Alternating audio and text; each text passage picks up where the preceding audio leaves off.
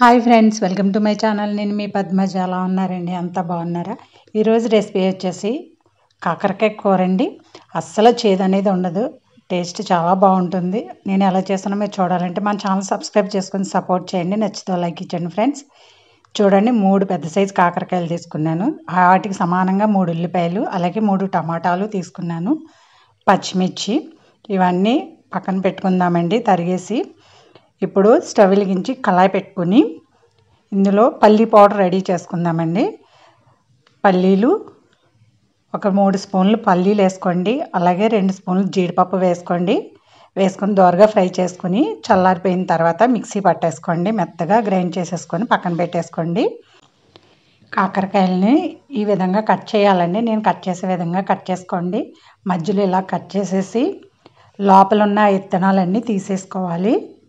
తీసేసిన తర్వాత సన్నగా, మీరు ఎంత సన్నగా కట్ చేసినా పర్వాలేదు, అన్నీ ఇలాగే కట్ చేసేసుకోవాలి. కట్ చేసుకొని ఒక ప్లేట్లో తీసుకోండి. ఇందులో కల్లుప్పు వేసుకోవాలి. కల్లుప్పు వేసుకొని ఒకసారి బాగా కలిపేసి మూత పెట్టి ఒక అరగంట సేపు పక్కన పెట్టేసుకోవాలండి. ఇవి ఒక అరగంట తర్వాత చూడండి, వీటిని ఉప్పులో బాగా నానాయి కదా, బాగా పిసికేయాలి. ఇలా పిసికేసిన తర్వాత ఇందులో వాటర్ వేసి ముక్కల్ని ఇలా పిండేసి ఒక ప్లేట్లోకి తీసేసుకుందామండి. ఇలా పక్కన పెట్టుకుందాము తీసుకుని. అలాగే టమాటాలు చూడండి, చిన్నగా సన్నగా తరిగాను అనమాట. అలాగే ఉల్లిపాయలు కూడా ఇలా సన్నగా పొడవుగానే తరగాలి. ఈ విధంగా తరిగేసిన తర్వాత ఇలా మెదిపేయండి చేత్తో ఉల్లిపాయలని. ఇప్పుడు స్టవ్ వెలిగించి కళాయి పెట్టుకుని ఆయిల్ వేసుకోవాలి. కొంచెం ఆయిల్ ఎక్కువే పడుతుందండి ఈ కర్రీకి. నేను 4 స్పూన్స్ ఆయిల్ వేసాను. ఈ స్పూన్తో ఒక 2 స్పూన్లు శనగపప్పు, 1/4 టీ స్పూను ఆవాలు, 1/4 టీ స్పూన్ జీలకర్ర, ఎండుమిర్చి వేసిన తర్వాత కాకరకాయ కూడా వేసేసుకొని బాగా ఫ్రై చేసేసుకోవాలి. ఈ విధంగా చూడండి, కాకరకాయలు బాగా ఫ్రై అవ్వాలంటే సాల్ట్ వేయండి. సాల్ట్ వేసి సాల్ట్లో ఫ్రై చేస్తే ఆ సాల్ట్ కూడా ముక్కలకి బాగా పడుతుంది. చూడండి, ఈ విధంగా ఫ్రై అయిపోయాయి కదా. ఇప్పుడు ఇందులో పచ్చిమిర్చి వేసుకోవాలి. పచ్చిమిర్చి వేసి ఒక 30 సెకండ్స్ ఫ్రై చేసిన తర్వాత ఆనియన్స్ కూడా వేసేసుకోవాలి. ఆనియన్స్ ఈ విధంగానే వేయాలండి. వేసిన తర్వాత ఒకసారి బాగా కలిపేసి మూత పెట్టి స్టవ్ని లో ఫ్లేమ్లో ఉంచి ఒక 5 మినిట్స్ మగ్గనివ్వండి. ఆనియన్ మగ్గడానికి టైం పడుతుంది. చూడండి, ఇంకా మధ్యలో ఒకసారి కలిపి మూత తీసి మళ్ళీ మగ్గనివ్వండి.